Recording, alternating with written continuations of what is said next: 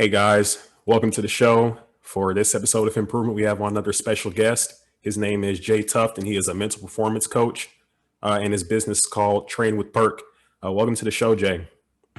Happy to be here. Really, thank you so much for having me, Kamani. I know it's never a small thing to have somebody come on your show and talk to your people. So I'm excited to be here. Looking forward to adding as much value as I can in the time that we have. Yeah, my pleasure. And we have a lot of great stuff planned today, and I'm really looking forward to hopping into this. And so, before we hop into the content, though, what would you like for the audience to know about you?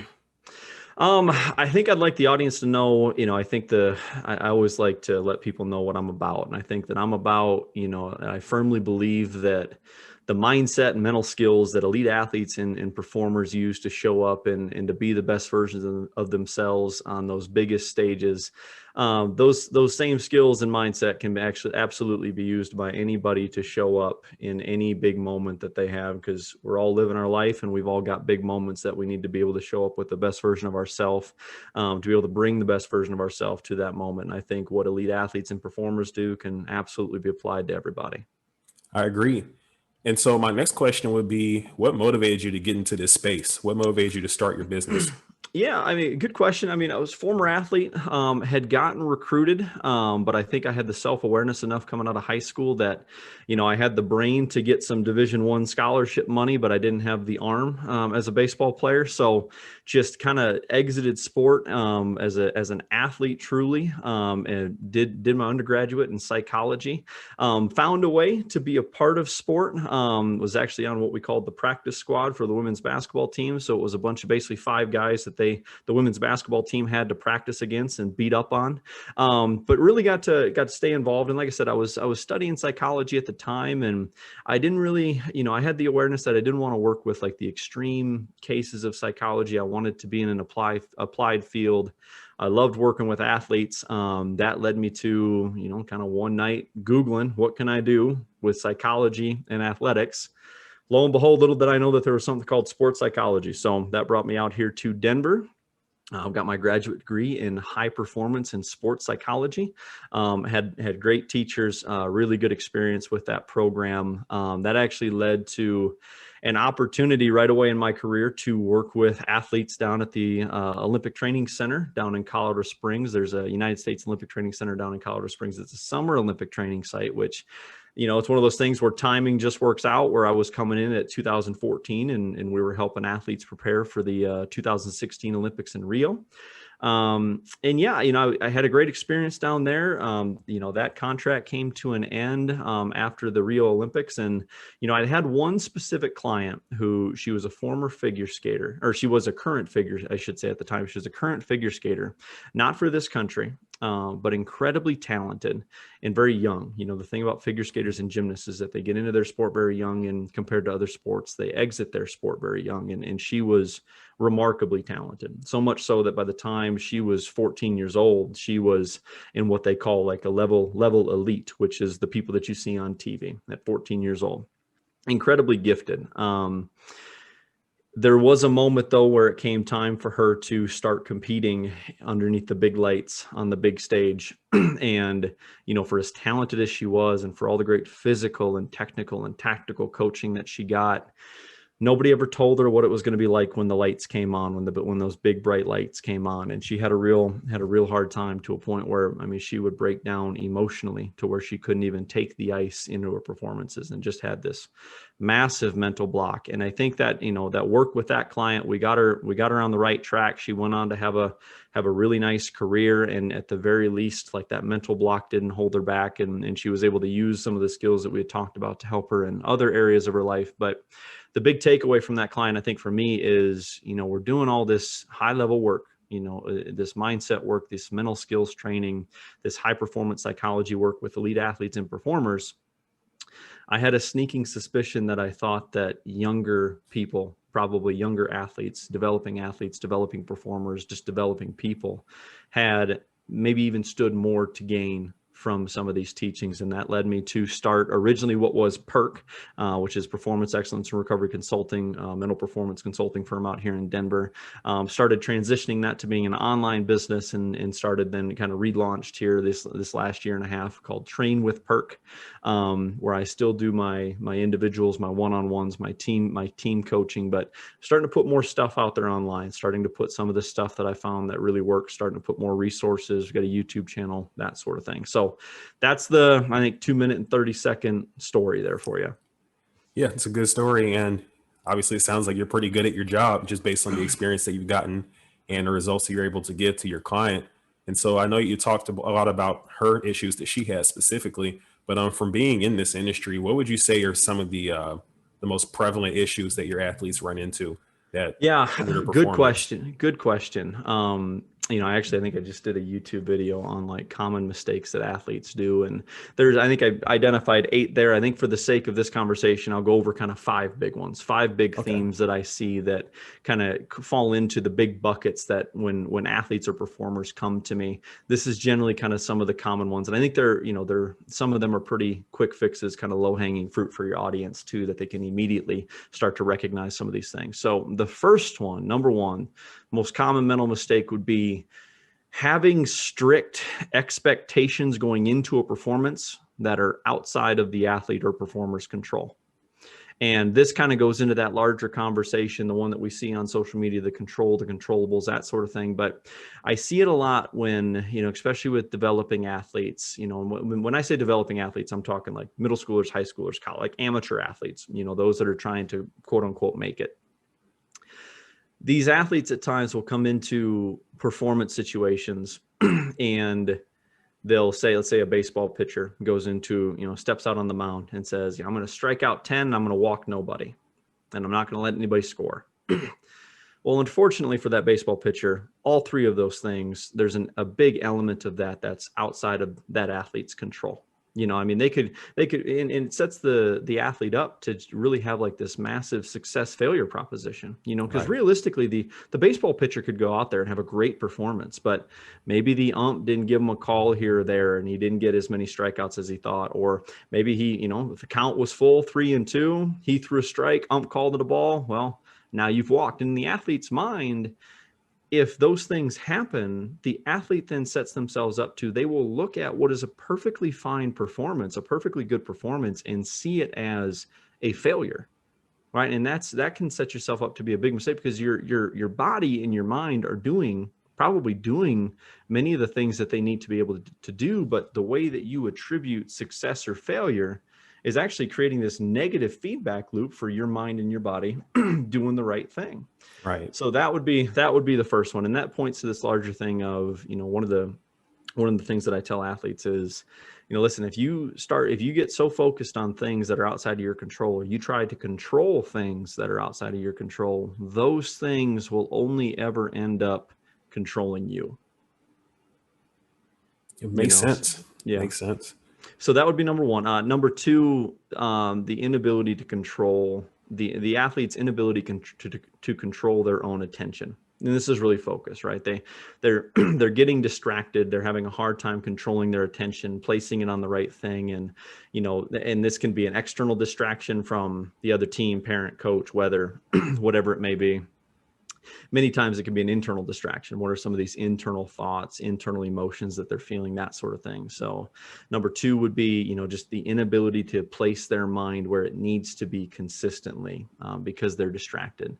The third one I would say is sort of an awareness problem. And what I mean by that is it is incredibly important for any athlete or performer or anybody to be able to articulate and to really deeply describe what it looks like for their mind and their body to be at its best. And I think it would surprise most people that many people don't, and if there's an athlete or there's a performer here, that's listening to this, I would ask them, how would you define your mental state in terms of how your mind feels and what your mind can do when you are absolutely operating at your highest level? And every once in a while, the most common thing is I feel confident, I'm upbeat, I'm positive. Every once in a while, you'll get somebody who says, I'm able to focus on what I need to. But the fact of the matter is there's a lot of factors that paint for an athlete. There's a big picture that needs to be painted about what it looks like for them to be at their best. Same thing with their body. What does their body need to look like for them to be at their best? And if they can't describe that, how do they know what they're supposed to do, right? Like if you can't describe what sort of, like if let's say you're getting ready for this podcast, Kamani, if you can't define for me, or you got a big performance coming up, and if you can't define for me or for yourself what it looks like for Kamani to be at his best, like really in depth mentally, how do you know how to prepare? How do you know what you should be doing from a mental performance standpoint, that sort of thing? So that would be the third one. The fourth one is more of a stress management issue, in that the athlete just gets so stressed out before the game, whether it's overthinking or their body. It's like when your laptop gets too hot and it just starts creating this whirring sound, right? It's this idea that before the game, they're so stressed out that they're using up so much energy beforehand. So that's a stress management issue. And the fifth one is one that I have a feeling that we'll probably deep dive a little bit later, in that their sport or the thing that they're doing or their performance domain, their sport has just become too much of who they are. So yeah, I mean, to rehash it, having strict expectations outside of your control on your performance. Number two, inability to control your attention. Number three, can't articulate what it looks like when your mind or body is at its best. Number four, just flat out using too much energy because you're stressed out before the game. And then number five, your sport's just becoming too much of who you are. Okay. And so I guess that pretty much lays it all out. And one of the ones that stuck out to me was number three. And the reason why is because it makes me think of having awareness of what your abilities are. And I can give an example of how it's applied to me with podcasting. I didn't know how far I had to go when it came to developing it, marketing it, and everything until I actually started going out and trying new things to where I could see what my weaknesses were, actually listening to other people's content and comparing. And so I would say if it hadn't been for developing that awareness of what the potential is and what I am right now, then I wouldn't have realistic expectations of the growth for the podcast and what I can do. And so I can definitely see how that would be valuable. And something else I'd like to ask about this is, what do you think causes some of these unproductive habits? How do you think people pick them up? I think, I mean, it can be as different as people are different. There's many different things that can happen across the different athletes. I think if we're going to look for a theme in terms of what does a lot of this stuff boil down to, I would say it generally has to do with whatever emotional experience the individual's going through at that time, and really the impact that those emotions, or even the impact of the potential to feel some hard to feel emotions in that situation. Generally how that, either the emotion or the potential to feel a certain emotion, impacts their ability to take some sort of action. So, I mean, that's a little bit kind of up in the clouds. I think it's easier explained with kind of this more real world example. So let's say individuals walking down the street sees a potential significant other, right? Right. They would like to go approach that person, but they're afraid, right? Or there's the potential that they're going to be embarrassed. Let's say this person lets them down and they've got to really put themselves out there. So an individual who is really having a hard time kind of overcoming those emotions would maybe avoid that situation, or come up with some excuse to not go talk to said potential significant other, that sort of thing. And so with athletes, it's no different, right? There's those emotions come up, and how do they impact the things that you do or that you don't do? And I think you could relate that to any one of those five things. But I think that's a much easier, more grounded example about how, emotions at times can impact what we do, impact our behavior. And if we do them enough, they do become some of them unproductive habits. Right. It makes sense. And one of the things that you kind of at least touched on a little bit when it came to approaching that person that might be a significant other is, the person making excuses. And I think one of those things that people will have pop in their head is negative self-talk, coming up with negative reasons for or why they shouldn't, like, oh, she might think I'm weird or something like that. Yeah, right. And so, right. Or they already have somebody, or just literally anything you can do to keep yourself safe there. Yeah. pretty much, I guess, anything to protect that ego to stop you from going out there and potentially getting your feelings hurt. And so I guess the next question that I would ask is, what are some ways that the listeners can improve their self-talk to boost their mental state and performance? Yeah, good question. So the way I teach it is there are three components of highly effective self-talk. The first one, of course, is the one most people would expect, is positivity. Now, I think positivity, if you want me to be frank, it can be a little bit overblown. I think what we're really targeting is a special blend of positivity known as optimism, which is nothing more than positivity directed towards the future. I never tell athletes, like, listen, the amount of credibility I would lose if I went up to an athlete who just choked in the biggest moment of their life and just, give them some sort of just be positive sort of thing. Like, they have every right to punch me in the face, right? And they should. So because that athlete in that situation has every right to feel upset, frustrated, angry, disappointed about that situation. The question, though, becomes, how do we move forward? Do we allow that negativity to, especially in how we're talking to ourselves, do we allow that negativity to impact how we approach the next moment? Okay, so the first component of self-talk is we have to be optimistic, which again is just the ability to fundamentally be speaking to yourself or conveying positivity towards the next moment in whatever that looks like for you. So that would be number one. The second way they can boost it is to just be compassionate, to just start to install more compassion in their self-talk. I think one of my favorite exercises that I do with anybody, athletes, performers, corporate executives, salespeople, business owners, doesn't matter.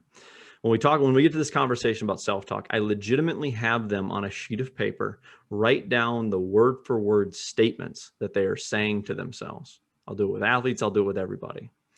And then I follow that up with a question, right? And you can only imagine what some of these statements are, right? Like, you suck. Like, what are you doing? Like, I can't believe you just did that. Like, just some of that really harsh self-talk that's completely void of any sort of compassion. But then I ask them the all-important question. Look down at that sheet of paper, and this is an exercise that anybody listening to this can do. Write down all the statements that you say to yourself, all those harsh statements that you say when you're becoming negative. Then take a good long look at that sheet of paper and all those words that you have written down there, and ask yourself this question: would you ever say those things to somebody that you cared about who just went through a similar situation? Probably not.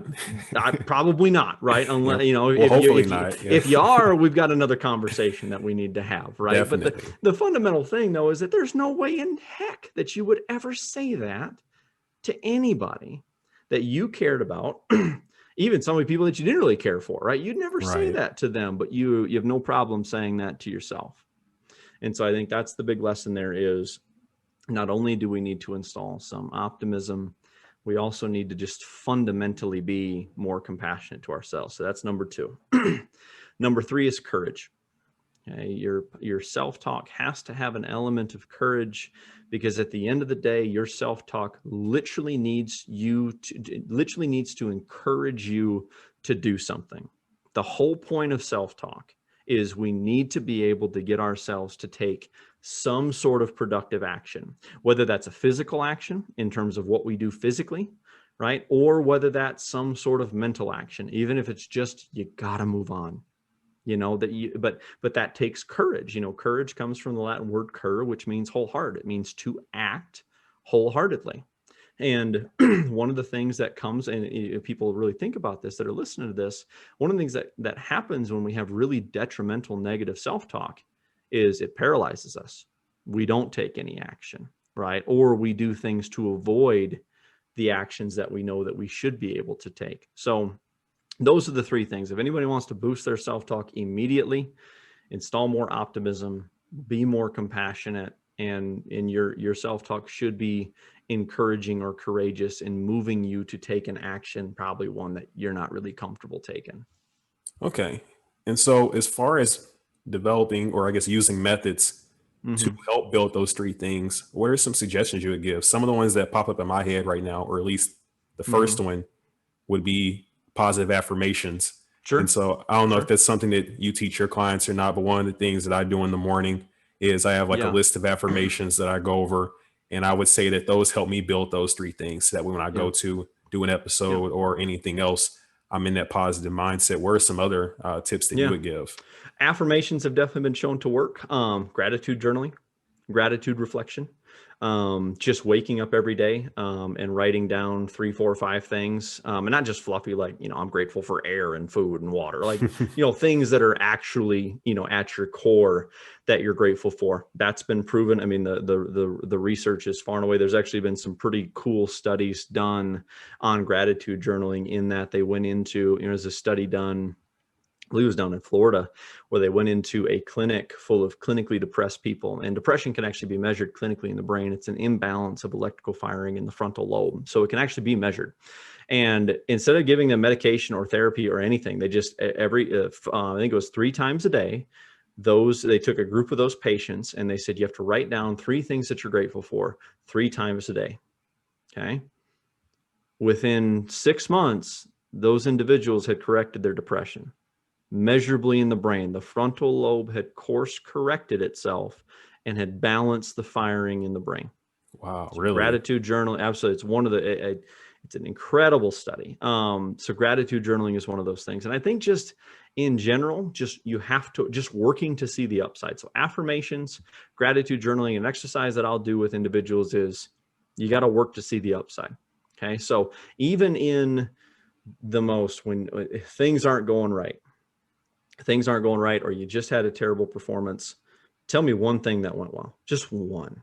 And generally 1 leads to 2, and 2 things leads to 3, and so on and so forth. So yeah, affirmations absolutely work. I like to recommend gratitude journaling. I like to recommend working to see the upside, and those are habitual things, right? Like gratitude journaling is kind of more of this exercise that you can build into your day. Like if you wake up and you do some gratitude journaling, working to see the upside is more of a habit forming thing of, can you have the awareness that, wow, I'm pretty far down in the dumps right now. Can I identify one thing today that went well?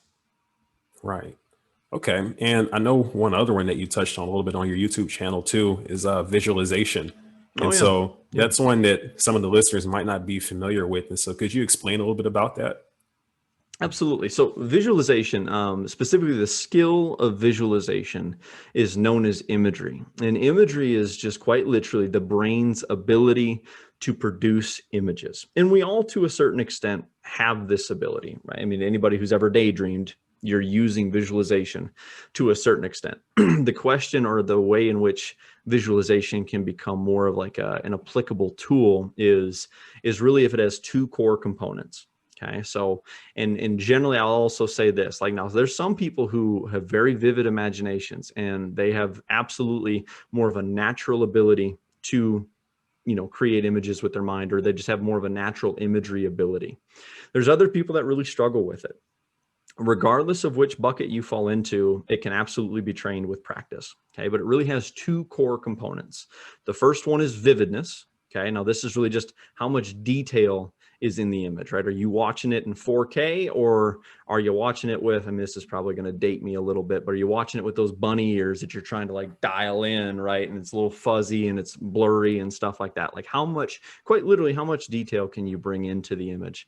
The second one then is controllability. How much control do you have? So in vision, not only do we have a 4K image in front of us, but now you got the remote control in your hand, and you can fast forward, you can rewind, you can watch it in real time, you can back it up, you can focus on certain things, you can even zoom in a little bit if you want. So yeah, that is, imagery is the skill of visualization. We all have it. But if you really want to work on it, it really starts with those 2 core components. Okay. And one thing that's interesting that I found out recently is this is something that even athletes on the absolute top have done too. Like I think I even read in a book that Michael Jordan practiced visualization before games, where he would be sitting in the locker room and imagine himself making shots. And so it Sure. must be pretty powerful. It must have a great effect on someone's psyche and on their overall performance, at least I would Yeah. think. Yeah, I mean the fundamentals. I mean, it's hard to find, honestly, athletes at this point that haven't at least leveraged a little bit of visualization at some point in their career. It's one of those things, I think, where it does take some work. It does take some idea, some ability to control it. But if you can absolutely leverage it. And the science is pretty straightforward, and I got another cool story for you, if you'll humor me for a little bit. Sure. Another story that counts. So there's a guy, and I can't remember his name, but he went to prison wrongfully. He was wrongfully convicted for a crime. And before he was he was sent to prison, I think he was there for 15, 20 years, something like that. And the story goes is that, he finally gets acquitted. The technology catches up, and it catches up with the time, and they're able to prove his innocence. And he comes out, and the reporter asks him, what kept you going through all those years? He said, well, number one, my family stood by me. Awesome. He said, number two, I played golf every day. Huh? Played golf every day? Reporter goes, what do you mean you played golf every day? He goes, every single day I would spend the day at the golf course. We had a local course around. I would go to the range in my head. I would play the course in my head, this, that, and the other thing. Guy comes out, goes and plays a round of golf after 15 years of visualization. He's a scratch golfer. Goes from like a plus 18 handicap before to being a scratch golfer. Now, for those that, I think the statistics on the number of people that are actually scratch golfers, not just that tell you that they're scratch golfers, like over a beer, Right. but the number of people who can statistically shoot par better consistently on a round is like less than 1% of golfers are actually scratch golfers. And this guy did it 15 years, never actually setting foot on a golf course. Incredible story. That's amazing, actually. I never would have thought that it would have that strong of an effect on somebody. I mean, Yeah. for the guy to come out of prison and to be a scratch golfer just from visualization practice, that's amazing. I mean, if that doesn't prove that it works, I don't know. I don't know what Yeah. And I mean, does. yeah, I mean, and the science behind it is, when you visualize yourself doing something, you fire the same neural pathways as if you actually practice it. Okay, so basketball shooter wants to become incredibly efficient at shooting free throws. So what do we tell him to do? Practice, practice, practice. Why do we tell him to practice? Because you're telling your brain, when it just kind of hardwires, it creates a super highway in your brain, from your brain all the way down your shoulder into your arm. Obviously, we're using a little bit of legs, but it really creates a really efficient, highly connected pathway. Visualization does the same thing. If you can create a vivid enough image and a controllable enough image, you can train as if you're standing there doing it. Wow, that's amazing. And so I guess my next question would be for the other side of things, after you perform. Yeah. So let's say things don't go as well as you plan for them to. And Yeah. so what would you say are some tips that you give for building emotional resilience, for helping an athlete, or I guess just anyone in general that's listening, to be able to bounce back and come back stronger? Yeah. So I think the first thing of that then is, we probably should define what emotional resilience is. And I keep it pretty simple for my clients that I work with, because at the end of the day, emotional resilience is the ability to simply not allow our emotions to impact what we do. And again, we talked a little bit about physical and mental actions, but just the ability to feel emotion without allowing them to impact our action. And I think the first step, honestly, for most people is to stop thinking that you shouldn't be feeling a certain way in a situation. I'll be honest with you, I don't know when we got to this point, like as a sport culture or as a society, where we said that the absence of emotion is mental toughness, or that, people go in and they're fearless in their competition. And it's like, man, I absolutely throw the BS flag on that, because I've worked with these people. I know for a fact they're nervous. I know for a fact at times they're afraid.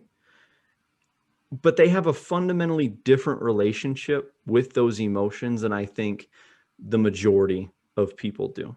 Because to them, the experience of that emotion is quite honestly a sign that they're doing something that's meaningful and impactful to them. Like it's kind of this privilege, because the fact of the matter is that we don't get to control how we feel about a situation. Like, come on, if I walked up to you in public and I slapped you in the face, you're going to get angry. And you Probably. can't possibly tell yourself that you're not going to be angry. Right now, you could try, you could sit there and be like, I'm not angry, right? But Right. that's not going to work. That's not authentic. That's not real. And the fact of the matter is, because the emotional center of the brain is located in a completely separate location of the brain than is conscious thought, right? Emotions are like evolutionary. They're very raw. They are hardwired into our mind. But that doesn't, but also the counter to that, or the other side of that coin, is because they're fundamentally located in a different part of the brain than conscious thought or than decision making, means that we have the ability as a human species to not allow how we feel to impact what we do, right? Because if we didn't have that capability, every time somebody would cut somebody else off in traffic, the person who got cut off would run that other person off the road, right? We'd be like lions who just lose it and tear each other apart. But we have this ability. We have this ability to separate emotion from action without the need to completely get rid of the emotion. Because honestly, we can't. And any of my athletes who, they spend, athletes at the highest level, I mean, some of these people are spending 4 years before they actually get to go out and perform, they're going to feel emotions, and they should, because they care about what they do. Back to the, it's kind of like back to the example that we had before of individual sees potential significant other. They're going to feel nervous. They're going to feel a little fear, probably because they care about how the situation is going to go. And isn't that how we should want it too? Like, would it be any fun if we just didn't feel fear? Like, that wouldn't be a terribly life altering experience then, right? It'd just be, hey, wouldn't move the needle at all for us. So the first thing I think would be to, stop thinking that you shouldn't be feeling an emotion in the first place. And once you let go of that, now we create a space to where you can just fundamentally change your relationship with that emotion, to where the fear and the worry and the nerves, instead of becoming this threat to my ability to perform, it just becomes a sign that I'm right where I need to be, that I'm doing something that's meaningful and impactful to my life. Right. And I would imagine that having a strong why, or a reason for why you're doing what you do, whether it's 100%. a sport or activity, is one of those things that can also pull you to take action that goes against those fears or that anxiety that you would have, right? Yep, absolutely. I mean, I think that's a great point, is we're absolutely going to, if we invest in something, generally, we're not going to invest in something that's going to create those emotions if we don't have a strong why behind it. If we don't have something that, if there's not something, let's say that because we all are the versions of ourselves that we are today, right? Right. And we all want to be, we're all working towards being this better version of ourselves. And we each have kind of this version, it's something different for all of us. There's also this underlying, like, why? Why do you want to be that person? Why do you want to get that significant other, get that job, have that success? Like, there's this underlying why. And yeah, the more that why, the higher the stakes at times, the higher the emotion. Yeah, definitely. And so I guess the next question I have for you, and this might sound pretty ambiguous, but I feel like Sure. you would offer an interesting perspective on this. Sure. And so why would you say that we feel pressure when it's time to perform? Oh, that's a great question. I love that question.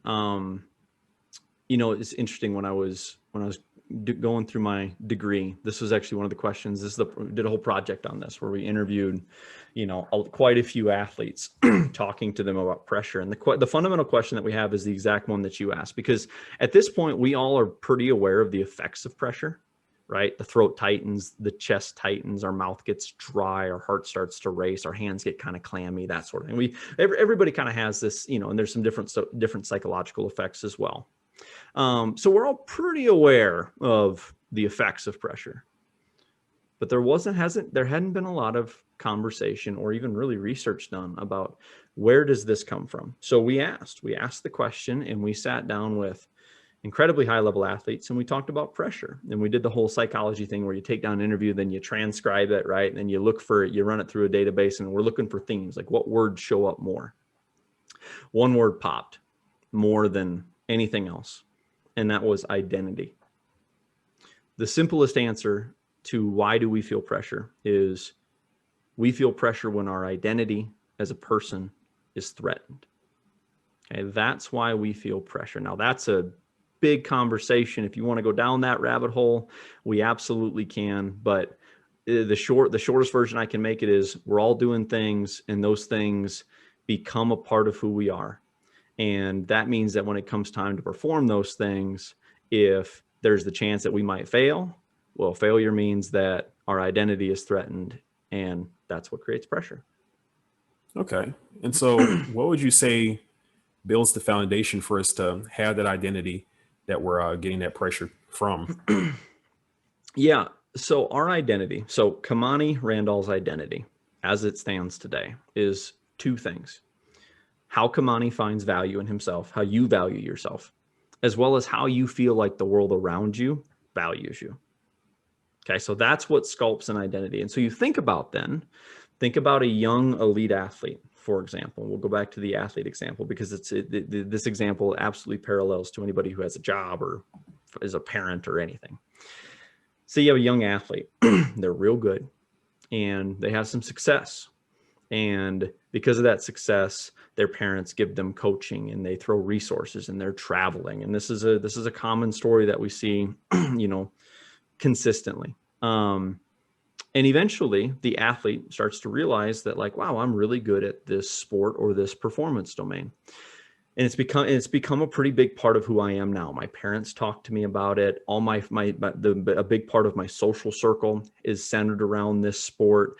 Some of the biggest mentors in my life are in my life because of this sport. When grandma and grandpa come over for Thanksgiving, what do they ask me about? How's my sport going? How's my sport going? Right. So it becomes a big part of this young athlete's identity. It becomes a big part of who they are, but it also becomes a big part of who they want to be. Right? College scholarships, right? Varsity, well, even before that, varsity athlete in high school, college scholarships, maybe pro, maybe there's a life here. And it becomes a big part of who they are now. And who they are now is how they perceive the world values them now and how they even at times value themselves. But it also becomes a big part of how they see their future value coming from, where the source of their future value is. So young athlete goes to a tryout, or big scout comes to watch the athlete. What does failure mean? What does the potential for failure mean for that athlete? Well, if this thing has become too much of that athlete's life, failure is value. Pretty catastrophic, because exactly, Kamani, that's exactly it. It's not just a matter of you failed in front of this one scout. It's the fact that, like, if I fail, are the people around me going to fundamentally value me less? Am I going to value myself less because of this performance? And so you will feel pressure. And that exact same identity can align with anybody who's going into a college interview, right? I know you got a lot of young men that listen to this podcast. They go into like a college interview, they go into a job interview, they go into anything where the outcome of this could potentially have an impact on who they become. They're going to feel pressure. And they should, and listen, there's nothing wrong with feeling pressure. Again, pressure, just like emotion, is a sign that you're doing something, important.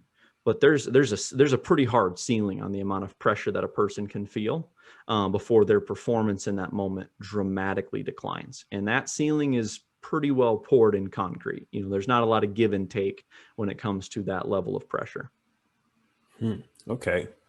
And so something else I would ask is, let's say that somebody's identity was just based on internal attributes that they had, instead of, I guess, that outside validation, like succeeding at the sport or anything like that. Do you think that would take the pressure off of them completely? Well, of course, it's probably not 100% where their identity is just all within their core, but do you think it would have an effect? So let's say, I don't know if you heard the story about Trevor Lawrence, about how there were some, mild concerns, because you see they still drafted him #1 overall. But they had a story come out about how he talked about how he didn't base his worth or something to that effect in football.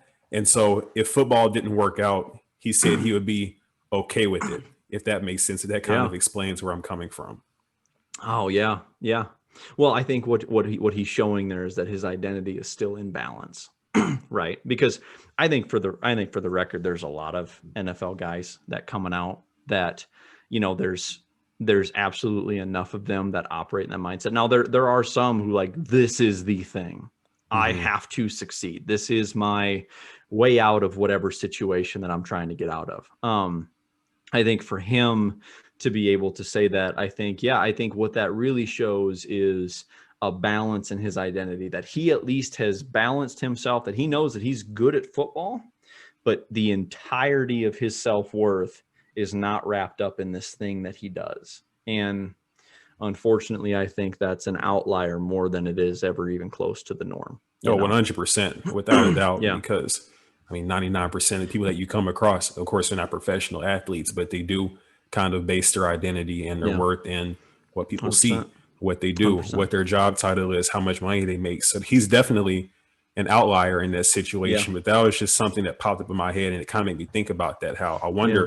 I wonder what degree of pressure he feels with him having such a Yeah. strong internal identity and Yep. his results that he's getting on the field, not really touching that, if that makes Yeah. sense. No, it's a great point that you raise, and I think that what you raised is just he's able to maintain enough balance in his life. That doesn't mean that he doesn't love football. It doesn't mean he Of likes to course, do yeah. what he does. You know, like, listen, I like to play Call of Duty. I'm terrible at Call of Duty. I like to play it, and if I Right. worked hard enough at it, I'd be good at it. But if I got beaten Call of Duty, I'm not going to go bang my head against a wall, right? Or my life isn't over.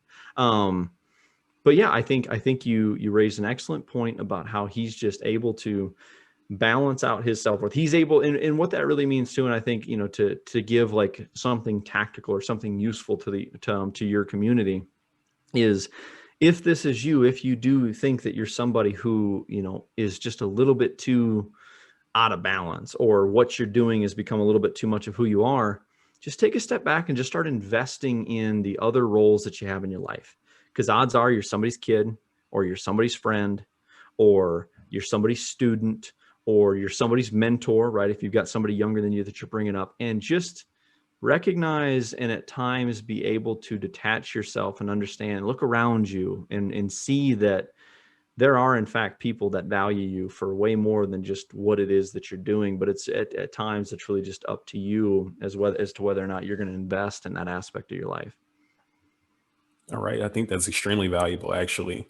And it's somewhat related to the next question I wanted to ask. So, we talked about how whenever you're a kid and you have those expectations when grandma and grandpa ask you about this sport you're playing, you start to build an identity in those things. And so, I guess it's pretty much evident that a lot of these bad habits and unproductive habits that we talked about earlier Yeah. are kind of rooted in your childhood, and they eventually get carried into your adult life where you keep defaulting to those. And I know you talked about this in one of your episodes where someone will try and be Mr. Perfect. That'll be like their coping mechanism they take from childhood and into sports and other aspects of life where they can't make mistakes, or pessimism being on the other end of it. And so I guess would you agree with that? 1,000%. I mean, I think what we're really talking about here is like a mindset, you know, because a mindset, very simply, you know, this is kind of a buzzword that we see all over social media, right? Mindset. You know, do this to improve your mindset. Well, what is a mindset? A mindset is just nothing more than the patterned way that we think. It's our thought habits. And the way in which that a young person learns how to, whether it's through their sport or performance in school or their life experience, the way that they learn how to cope with stress and pressure and adversity, good, bad, indifferent, productive or unproductive, however they learn to cope with that as a young person, odds are they're not just going to break that habit overnight when they become an adult, right? Because what works once, if it's not, you know, in their mind, if it's not broke, don't fix it. So yeah, I mean, it's absolutely, if you're somebody who as a kid and you were just super type A, or you were always reinforced that like your value is based in the ability to achieve, right? Well, that's going to carry with you. You know, that is going, unless you work through that, unless you know, can have raise some awareness around that, or recognize that, or finally let go of that, that's going to have an impact on how you probably live your adult life. Right? Same with, you were a perfectionist then, you're probably going to be a perfectionist now. So yeah, it really just boils down to what mindset. And for those that are listening to this that even have kids, like when you see your child, like, you know, say for example, say they fail and they really start to beat themselves up and they're really talking down to themselves. I'm gonna be honest with you, that's not always going to go away overnight, right? Because at some point, you know, it's a way that the child is finding a way to keep himself safe, right? Because it's easier to just get angry with yourself right? In the form of that negative self-talk, as opposed to dealing with the shame of failing. Generally, anger is an easier emotion to feel than shame, So yeah, I think that's why, if the question is like, do you kind of see these things pop up in this person's life in adulthood? You certainly can. It's important to understand why, though. Right. And the reason why I ask you that is because, of course it makes sense to me, but I feel like by asking those questions that, should have an obvious answer, it at least kind of puts into somebody's radar to where they can start to think about how their experiences might have shaped the way that they talk to themselves now, the habits that 100%. they take on. And so Yeah. hopefully when the guys hear that are listening to this, they'll Yeah. at least start to think, what are some of the habits that were reinforced in my childhood that I take on now? How are they affecting me? Yep. Yep. How is it fitting into, I guess, my mental game when it comes to me Yeah. doing whatever it is that I do? And even from watching your videos, it kind of made me even reflect on some of the bad habits that I picked up. Like pessimism was the way that I defaulted whenever I was a kid. And it got to the point to where when I would start to feel that pressure, instead of being Mr. Perfect and trying to step up to the plate, it was easier just to, I guess, shell up and avoid it or want to quit, whether it was like Pee Wee football or track when I was younger. And so I guess you could say over time, as I got older, I was able to get out of those habits, but it wasn't, I guess you could say, a conscious thing where I could connect it to experiences in my childhood. But watching Sure. that video that you recommended that I watch, I forget the name of it exactly, but I just watched it a few days ago. It kind of made me think that if someone were able to consciously see what these issues are that they have, then they can make conscious efforts to counteract them, as opposed to it just kind of just happening over time, I guess, like 100%. it did for me. 100%. I mean, I think if anybody is kind of wondering, am I impacted by any of this, or how do I know, right? That's probably the big resounding question that your community is probably thinking, listening to this. And my thing would be, or my advice would be, if you don't want to get a coach, or you don't want to, whatever it may be, right? I get that psychology is very stigmatized. If you don't want to get any sort of coach, I would just ask you to go one layer deeper. Okay. So in Kamani's example, as a child, right, he was, very much a perfectionist, and that was probably driven by something, some sort of need for achievement or value. Kamani's value was based on his ability, his need to achieve, right? And in moments where maybe Kamani felt like there was too much of a threat, or he wasn't going to be able to, or anything where, man, if I fail here, that's really going to suck. In order to protect yourself, Kamani, you just became pessimistic, because it's just easier to be pessimistic than it is to face the potential to feel those hard feelings that would come with failure. Right. So 100%, man. I mean, but then you just got to go, and we certainly don't need to do this now, but it's like, you just got to go one layer deeper. Where's that come from? And I'm sure you have your reasons. And I'm sure that the people that listen to this, if they identify something in them, go one layer deeper. Ask yourself, where is this coming from? And I think that's, and again, it's, we're certainly not defined by our past unless we choose to be. It's truly a thing of, awareness is a powerful thing. And if you can elevate your ability to just be aware, and a great way to think about awareness is, do you have a radar, right? Can you even recognize it? Can you even recognize when you're becoming pessimistic in the first place, and then work backwards from there? But even just being able to catch it and just being able to stop yourself can be so powerful at times, before you just head first into the shallow end of that rabbit hole. And that's never generally terribly productive for a person, Right. And I guess you could say that that's the first step in making a change, from moving from those unproductive habits to reinforcing positive habits, right? Just making sure that you do that self-reflection and develop that awareness. Take a look at yourself and see why you might be doing some of the things that you do that are limiting your success. And then from there, they would look at your program, right? And they would be able to figure out how to go from there. And so just to kind of segue into that free guide that you were talking about earlier, could you go ahead and give the audience some information about that? Yeah, if anybody that's interested, or they want to, even make a small investment into their mental craft, and by investment, I'm talking about time. This is a free guide. It's 100% free. It's you go over to my website, Train with Perk. Perk is PERC, not K. So Train with Perk, all one word. PERC is Perk /free guide. What you're going to find there's a 10-minute guide, and it's absolutely meant to help anybody, athlete or performer, if they have a big moment that's coming up, to help them mentally prepare 3 simple little things that anybody can use, to where if they have something coming up, they're going to fundamentally be in a much better mental place going into that. I mean, I literally built the thing with the idea of, the situation that has absolutely happened to me, where athlete walks into my office, Jay, I got a big tryout on Tuesday. It's Friday. It's the Friday before. What can I do? Oh boy. Well, these are the 3 pieces. These are the 3 things that I would tell them to work on that you can immediately install to at least get yourself fundamentally in a better place. It's, again, trainwithperk.com/free guide. So Great. Well, that pretty much wraps it up. And so I really appreciate you coming on the show. And so if there's anything else that you'd like to add, I guess now is the time. no, man, I just appreciate the opportunity. Really enjoyed the conversation. I think what you're doing is fantastic. I think obviously there's a need for it. I think it's an incredibly clever name, and I wish you all the best. If there's ever topics down the road, maybe we'll jump back on here. But I really enjoyed the conversation, and just appreciate the opportunity to come have it with your community. Yeah, I enjoyed it as well. And I definitely appreciate you taking the time to come on and talk. And I definitely love to work on stuff in the future. Seems like we're on the same page with a lot of things, and I definitely think we offer a lot of value to the listeners. But Absolutely. yeah, guys, it pretty much wraps it up. And so all the links to his information will also be in the description, as well as the link to the YouTube video for this. And so thanks for listening, everyone.